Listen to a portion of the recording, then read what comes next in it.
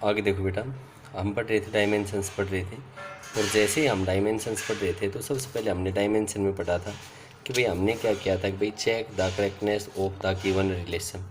और जैसे हमने चेक किया था करेक्टनेस को, तो सबसे पहले हमने कहा था LHS is equal to RHS। पहले LHS की हमने डायमेंशन लिखी थी, फिर हमने लिखी थी डायमेंशंस RHS की डायमेंशंस लिखी थी। अगर दोनों बराबर हो गई थी तो हमने कह दिया था कि द गिवन फॉर्मूला और द रिलेशन इज करेक्ट। हमारे पास करेक्ट आया था। उसके बाद हमारे पास आया था कि दूसरा हमारे पास आया था इस केस के अंदर कि हमें फॉर्मूला है वो ड्राइव किया था, और फॉर्मूला ड्राइव करने के लिए हमने बताया था कि भाई हमारे पास एक क्वांटिटी है, वो हमारे पास तीन क्वांटिटीज़ के ऊपर हमारे पास कम से कम डिपेंड करेगी। तो हमने कह दिया कि भाई एक क्वांटिटी तीन से ज़्यादा पे डिपेंड नहीं कर सकती। जैसे हमने एग्जांपल बताया था एफ डायरेक्टली प्रोपोर्शनल टू, हमने जैसे बताया फोर्स है वो डिपेंड करता है centimetre force, mass of the body पे डिपेंड किया था, वेलोसिटी ऑफ द बॉडी पे डिपेंड किया था, and radius of circular path पे डिपेंड किया था। आगे हमने ये बताया था कि भाई F directly proportional to M की पावर ए वी की पावर बी, और हमने क्या कह दिया था आर की पावर हमारे पास सी आ गया था। इससे नेक्स्ट हमने क्या था कि डायमेंशंस लिखी थी हमने। इसके आगे हम एक और भी कर दिया था कि कोई एक डायमेंशनलेस कांस्टेंट ले लिया था, फिर हमने डायमेंशंस लिखी थी, और फिर हमने क्या किया था कि भाई कंपेयर किया था डायमेंशंस को। और जैसे हमने डायमेंशंस को कंपेयर किया था तो हमने ए बी सी की वैल्यू कैलकुलेट कर ली थी। यहाँ तक मेरे ख्याल से किसी बच्चे को कोई डाउट नहीं होगा, फिर भी अगर कोई डाउट है तो आप पूछ सकते हो। आगे हमारे पास थर्ड टाइप आती है, और थर्ड टाइप के अंदर हमारे पास ये कहता है कि भाई हमें वो फैक्ट यूज़ करना है कि सेम टाइप की क्वांटिटी है वो हमारे पास सेम टाइप के अंदर ऐड हो सकती है। सेम टाइप की क्वांटिटी है, इट कैन बी एडिड और subtracted in the same type. और अगर हमारे पास डिफरेंट टाइप की होगी तो हम कहेंगे कि वहाँ पे उनको ऐड नहीं कर सकते। जैसे आप मेरे को यूँ बताओ भाई 2 किलोग्राम प्लस 1 मीटर, बोलो क्या ये हम ऐड कर सकते हैं? नहीं कर सकते। बट अगर मैं आप लोगों को यूँ कहूँ 1 किलोग्राम 2 किलोग्राम प्लस 1 kg, और बोलो आपका आंसर कितना आएगा आपके पास है 3 kg। बट ये तो हमारे पास सिग्निफिकेंट नहीं है। सिग्निफिकेंट नहीं है तो हमने ये कह दिया कि भाई ये जो क्वांटिटी है वो मास है, और मास की डायमेंशन m1। ये क्वांटिटी है ये भी क्या है आपके पास मास, मास की डायमेंशन है वो भी m1, और बोलो ये भी क्या बना आपके पास मास। दैट इज़ मैं सीधा कह सकता हूँ कि मास की डायमेंशन में मास की डायमेंशन जोड़ी तो हमारे पास किसकी डायमेंशन आएगी? आपके पास मास की डायमेंशन ही आएगी। दूसरा मैं आप लोगों को वैसे अगर मैं यूँ कह दूँ कि m प्लस m तो आप लोग सीधा बताओगे 2m, बट यहाँ पे ये बात ध्यान रखनी है कि डायमेंशन है वो हमने ऐड करी है। अगर मैं आपको यूँ कह दूँ कि भाई 2 kg माइनस 1 kg, बोलो हमारे पास कितना आएगा 1 kg।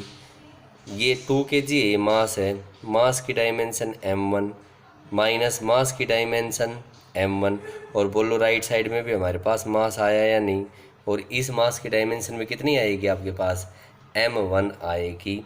अगर m माइनस m करता तो 0 आता। बट यहाँ से अब हमारे को एक चीज़ क्लियर हो जानी चाहिए कि अगर मास में मास जोड़ेंगे तो हमें मास मिलेगा, और मास में से मास घटाएंगे तो we get the dimension of mass. अगर मैं यूँ कह दूँ कि भाई हमारे पास फोर्स है, और फोर्स मैं यूँ कह दूँ जैसे 2 newton minus 1 newton is equal to कितना आया 1 न्यूटन, ये क्या है आपके पास फोर्स।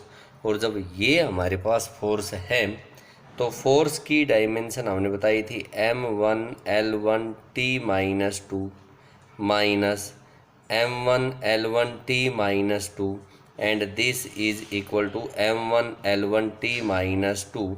दैट इज़ फोर्स की डायमेंशन में से अगर फोर्स की डायमेंशन घटाई तो हमें फोर्स की ही डायमेंशन ऑब्टेन होगी। अब देखो इस फैक्ट के ऊपर मैं आप लोगों को यूँ कह दूँ कि v is equal to a plus b x। In this formula find the dimensions of a and b।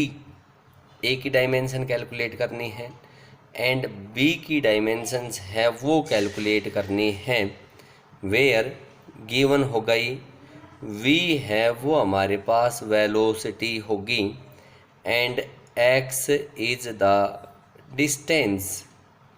Now देखो यहाँ से हम अगर इसको पढ़ते हैं तो ये वेलोसिटी है, तो ये भी क्या टर्म होगी वेलोसिटी, क्योंकि वेलोसिटी के अंदर वेलोसिटी ऐड कर सकते हैं और वेलोसिटी में से वेलोसिटी ही हम सब्ट्रैक्ट कर सकते हैं।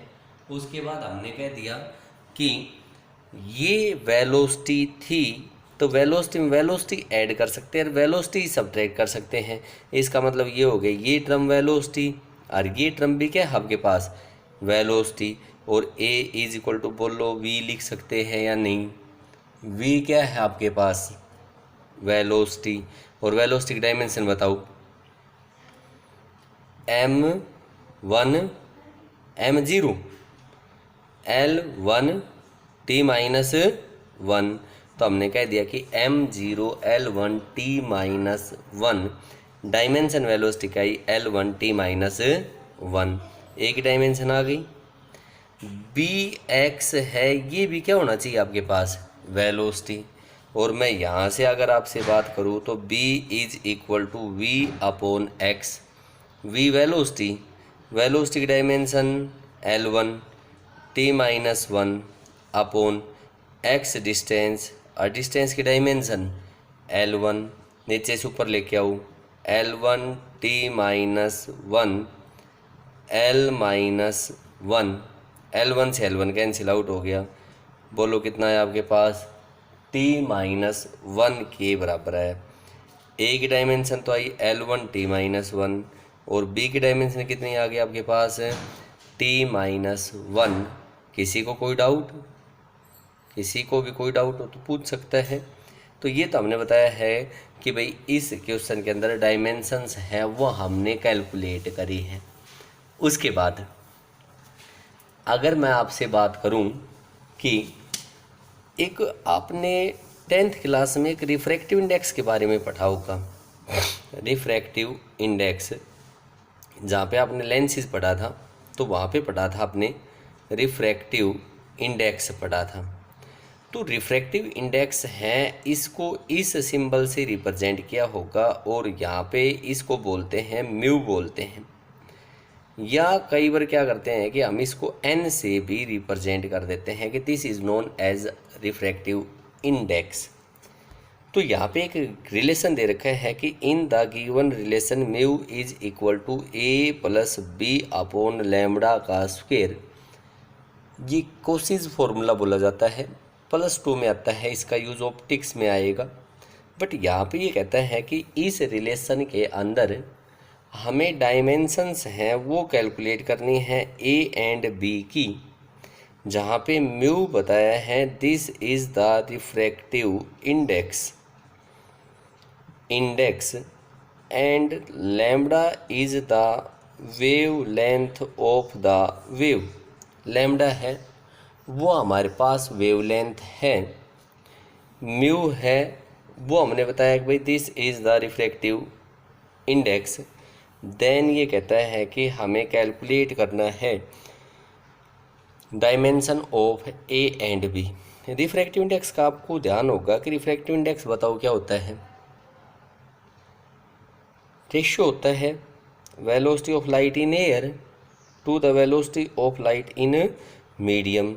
और मैंने कह दिया कि वेलोसिटी है ऊपर भी और नीचे भी क्या है वेलोसिटी, वेलोसिटी की डायमेंशन आपस में कैंसिल आउट कर देंगी। तो हम कहेंगे कि refractive index is a dimension less quantity. Lambda क्या बताया वेवलेंथ, वेवलेंथ एक टाइप की लेंथ है, तो लैम्बडा की डायमेंशन आ गया आपके पास L1। बोलो ये डायमेंशन लेस है तो ये क्वांटिटी भी क्या होनी चाहिए डायमेंशन लेस, और ये क्वांटिटी भी क्या होनी चाहिए आपके पास डायमेंशन लेस। तो मैं यहाँ से कह सकता हूँ कि a must be equal to mu and mu is dimensionless. Therefore हम कहेंगे कि m0 l0 और ये क्या, ये आपके पास t0 के बराबर आ गई। उसके बाद ये कहता है कि b अपॉन लैम्बडा स्क्वायर है, ये भी हमारे पास डायमेंशनलेस होना चाहिए। तो मैं यहाँ से अगर आपसे बात करूँ तो म्यू इंटू लैम्बडा स्क्वायर कह सकता हूँ b को, ये तो डायमेंशनलेस है, डायमेंशनलेस है तो हटा दो इसको तो। और लैम्बडा वेवलेंथ, लेंथ थी L1 और ये आ गई 2, तो B इज इक्वल टू हमारे पास किसके बराबर आ गई, L2 के बराबर आ गई। This is the dimension of the refractive index and from this relation we calculate the dimensions of A and B। एक हमारे पास नेक्स्ट इक्वेशन आती है that is known as the Van der Waals equation. और जो वंडरवाल्स इक्वेशन आती है वो आती है हमारे पास p plus A upon V square into V minus B is equal to R T, जहाँ पे ये कहता है कि p प्रेशर है, p is the pressure, v है ये हमारे पास वॉल्यूम है, तो ये v भी हमारे पास क्या होगा, वॉल्यूम होगा। R है this is known as a gas constant and T is the temperature. Then ये कहता है कि हमें डायमेंशंस कैलकुलेट करनी है, और किसकी डायमेंशंस कैलकुलेट करनी है, A एंड B की हमें डायमेंशंस हैं वो कैलकुलेट करनी है। देखो भाई ये टर्म क्या है आपके पास, प्रेशर, तो ये वाली पूरी टर्म भी क्या होनी चाहिए आपके पास, प्रेशर। क्यों होनी चाहिए, क्योंकि हमने बताया कि प्रेशर में प्रेशर हम ऐड कर सकते हैं और प्रेशर में से ही हम प्रेशर को सब्ट्रैक्ट कर सकते हैं। तो मैं यहाँ से यूँ लिख दूँ A upon V square must be equal to pressure, और A is equal to P V का स्क्वेयर, प्रेशर इंटू वॉल्यूम का स्क्वेयर, और A is equal to pressure की डायमेंशन। प्रेशर की डायमेंशन क्या बताई थी, फोर्स पर यूनिट एरिया, और इसकी डायमेंशन कैलकुलेट करी थी तो हमने यही तो कैलकुलेट करी होगी, M1 L1 T-2। याद करनी पड़ेंगे आपको डायमेंशंस, जब तक डायमेंशंस नहीं आएगी तो नहीं आएगा।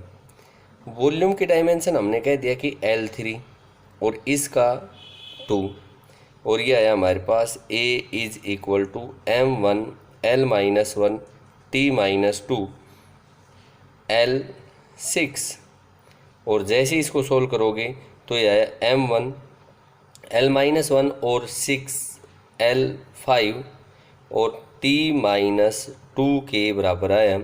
और ये हमने डायमेंशन कह दी कि किसकी आ गई आपके पास, A की डायमेंशन आ गई।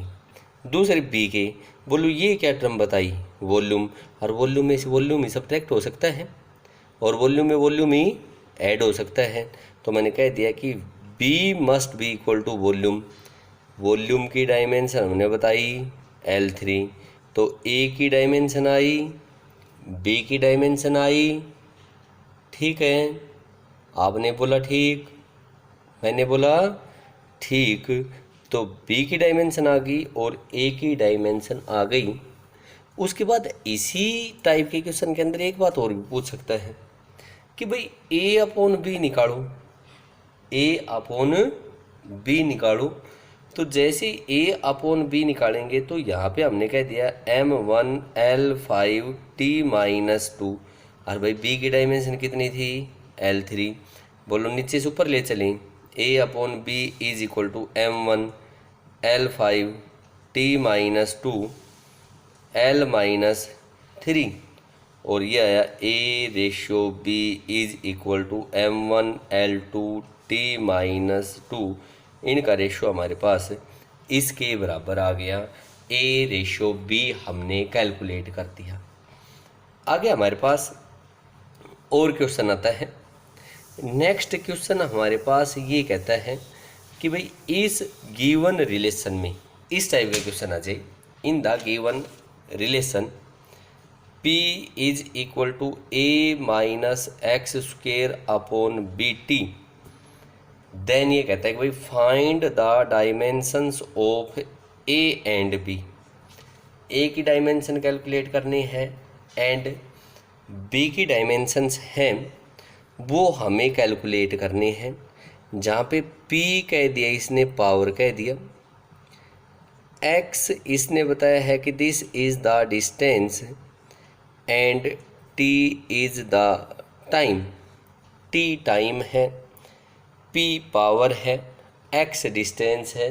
देन हमें कैलकुलेट करना है dimension of a and b। देखो ये क्या है a और ये क्या है x का स्क्वायर, मतलब डिस्टेंस का स्क्वायर। मैं डिस्टेंस के स्क्वायर में से ही तो डिस्टेंस का स्क्वायर सब्ट्रैक्ट कर सकता हूँ, और डिस्टेंस के स्क्वायर में से ही तो हम डिस्टेंस का स्क्वायर क्या कर सकते हैं, हम ऐड कर सकते हैं। तो सिंपल सा हम कह सकते हैं कि a must be equal to distance का स्क्वायर। और अगर मैं आपसे a माइनस एक्स स्क्वायर की बात करूं तो ये भी हमारे पास क्या आएगा, आपके पास डिस्टेंस का स्क्वायर, क्योंकि भाई लेंथ में लेंथ जोड़ सकते हैं, लेंथ में से लेंथ को ही हम सब्ट्रैक्ट कर सकते हैं। तो लेंथ के स्क्वायर के अंदर ही तो लेंथ का स्क्वायर ऐड कर सकते हैं, और लेंथ के स्क्वायर में से ही तो हम लेंथ का स्क्वायर सब्ट्रैक्ट कर सकते हैं। तो a माइनस एक्स का square is equal to distance का स्क्वायर। अब देखो a डिस्टेंस का स्क्वायर हुआ तो a is equal to L2। अब यहाँ से आते हैं p इज इक्वल टू ये डिस्टेंस का स्क्वायर, और डिस्टेंस का स्क्वायर की dimension L2 upon b into T, b की डायमेंशन चाहिए तो b is equal to L2 upon P T के बराबर होगा। ऊपर तो डायमेंशन लिखी रखी है मैंने, b is equal to L2, p क्या बताया, पावर, और पावर की डायमेंशन बता सकते हो। पावर की डायमेंशन हमारे पास होती है, पावर होती है rate of doing work, work upon time, m1 L2 t minus 3। तो ये आई m1 L2 t minus 3 into time की हमने बताई t1, और इसको आगे सोल्व करता हूँ मैं।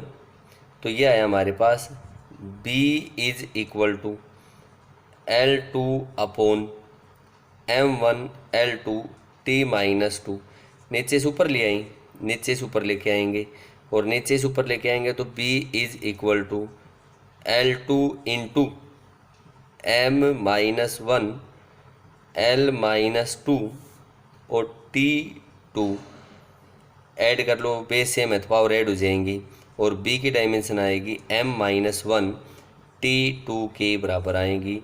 This is the dimension of b and this is the dimension of a। यहाँ पे हमने बताया कि ये ध्यान रखना है कि a माइनस एक्स का स्क्वायर है, x जब डिस्टेंस है तो डिस्टेंस है तो a माइनस एक्स स्क्वायर है, ये पूरा का पूरा हमारे पास डिस्टेंस का ही स्क्वायर रहेगा। हमने डिस्टेंस स्क्वायर की डायमेंशन लिख दी, b की कैलकुलेट करनी थी, b को लेफ्ट साइड में लिया और सभी को राइट साइड में लेके गया, और हमारे पास b की डायमेंशन आ गई m माइनस 1 T2 के बराबर आया।